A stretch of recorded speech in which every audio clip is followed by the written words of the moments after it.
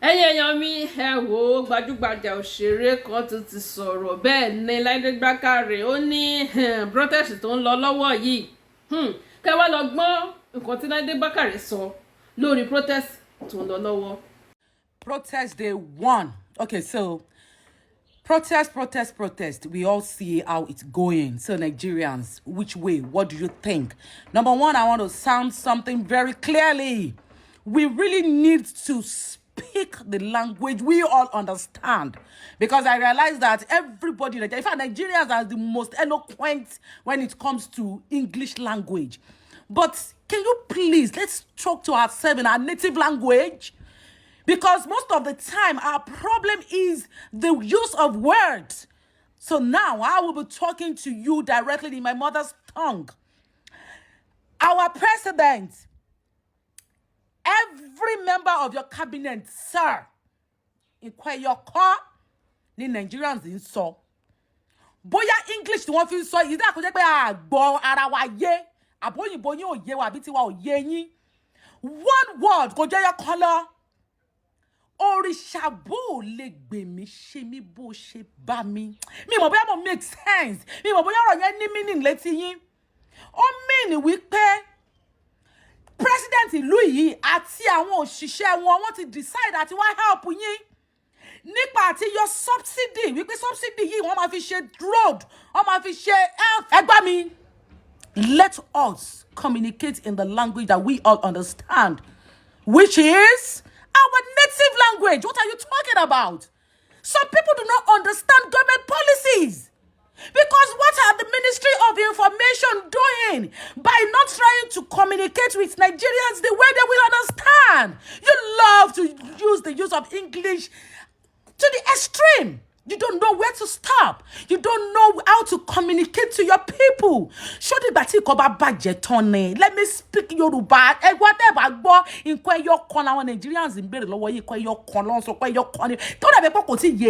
Nigerians understand.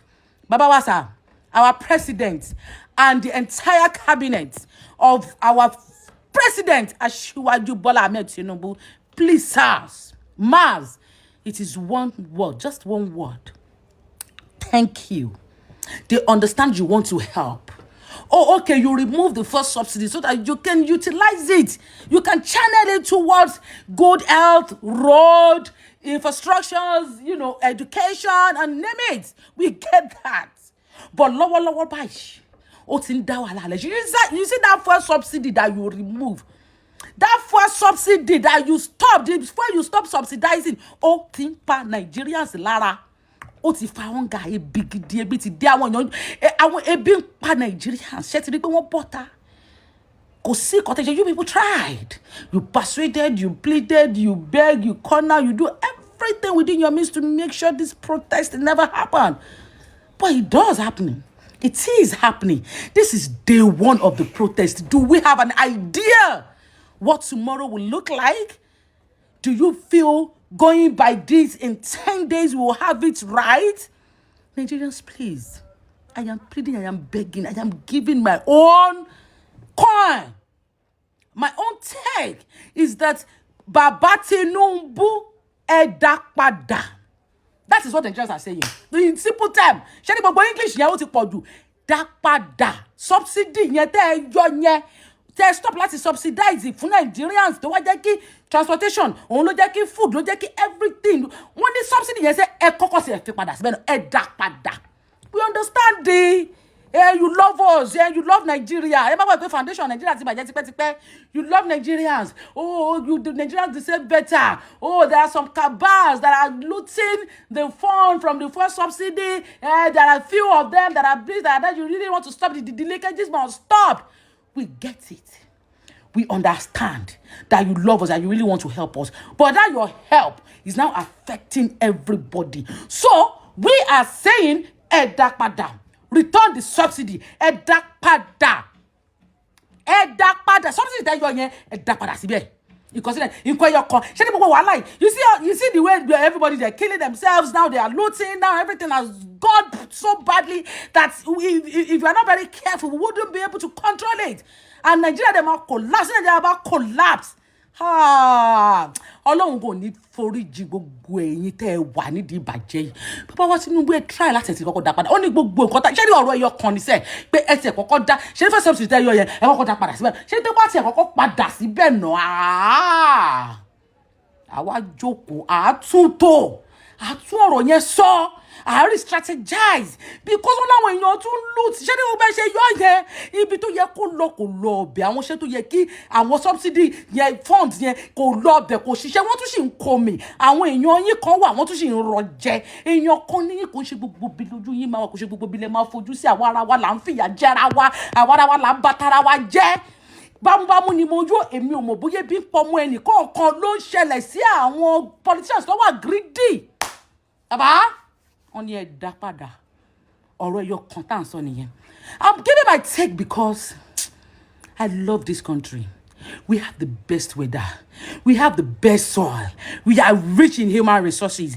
But the leadership, uncle, they are making us to live like a pauper. This is the time we really need to think. You see, àwọn Nigerians said we won't back there. You tried. You persuaded them, you pleaded, you begged them. Don't go out, don't protest. Don't do. Don't kankan. Again, sọ fún wa wípé àníṣe sọ ètè kọ́kọ́ dá padà nù. Tẹ́ bá dá padà, àmọ́ ẹ má worry àtúnṣe àríkànṣe àtúgbogbo àtúpadà ṣe àpadà because listen, ọ̀dà ṣé ó dìgbà tán bá kú. Ìrètí pípẹ́ ó máa ń mú rẹ̀wẹ̀sì bá ọkàn ni. Mo ní sọ fún yín sẹ́yìn rẹ́ mi sọ wípé mo ní ìkan ẹyọ kan ní Nigerians sọ ẹ dá padà dá padà. Ó yẹ kí Yorùbá mi ò yé wọn. Dá padà, dá padà. If you don't speak Yoruba, get someone to interpret everything I'm saying. Because this is ìjọba wa ara wa tó wà ńbẹ̀ tá sọ pé àfẹ́ àwa la sọ wípé ẹ̀yin ló kàn àsìkò yìí ni káwa Yorùbá náà tiẹ̀ bọ́ síbẹ̀ ká ṣe ẹ má bọ̀ wá lójú jẹ́ ẹ kọ́kọ́ dá padà. Ẹ pé gbogbo àwọn tẹ́jọ́ ń ṣèjọba ẹ dá padà ṣé níbi kíní ṣe ń lọ bí protest yìí ṣe ń lọ yìí dé wọ́n lórí ló ti rí báyìí. You know the other time when police took away my own minor in my car, they lied that Orobi out, Shebi out. You people, majority of you people, you were online, you were cashing cruise.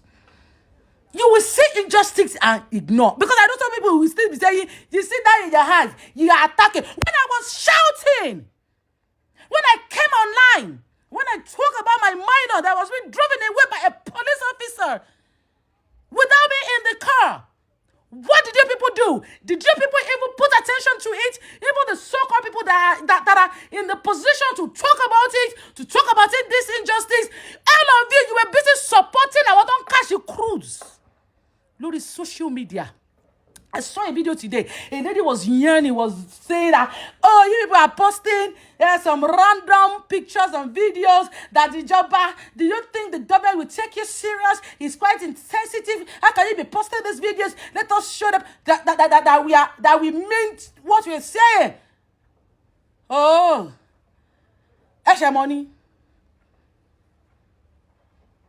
Injustice to one is injustice to all.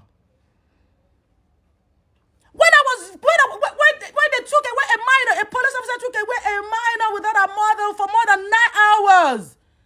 You people were cashing cruise, you people were dancing on social media. I came online and talk about it. Nobody, none of you, even the people that are in the best position to talk about it, they were busy supporting and celebrating people that are cashing cruise.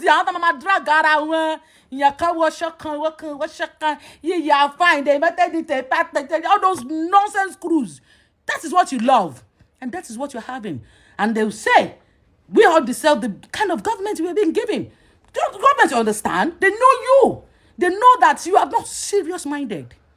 But that narrative must change. That narrative must change. This is day one of the protest.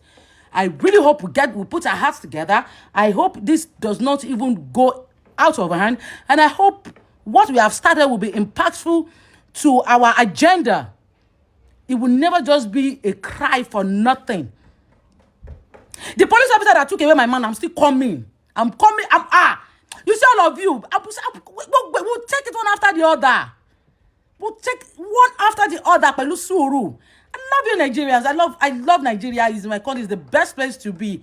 It's really the best place to be. Please, ẹ má jẹ́ ká bàjẹ́, ẹ má jẹ́ ká dàrú. I beg, ẹ jọ̀ọ́. Stop looting, stop destroying government infrastructures because it takes a lot to build. We cannot rebuild all over. Please, let us manage this situation very well. Government, ìjọba ẹ jọ̀ọ́, listen to the citizen yearnings. Please. I love you for real.